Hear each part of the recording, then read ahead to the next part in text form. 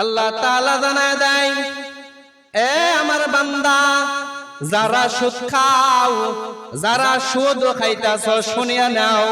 আল্লাহ কয় যারা সুদ খাও তাদেরকে আমি কাল হাসরের ময়দানে কেমন ভাবে তুলবো জানোনি?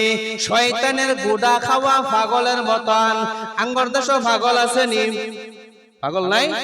মাসুম পাগল না? না ভালো পাগল না? এই যে মাসুমের মতন এমন তুলবো।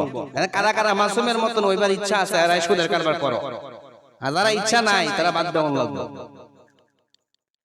আল্লাহ কইতাছেন যারা কি করবা, এই সুদের কারবার করবা, তাদেরকে আমি কি শয়তানের গুটা খাওয়া ওয়ালা শয়তান পাগলের মতন তুলা। কোথায়? হাসরের ময়দানে।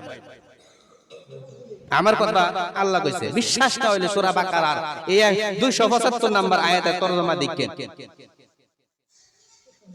বানায়া কইতাছি।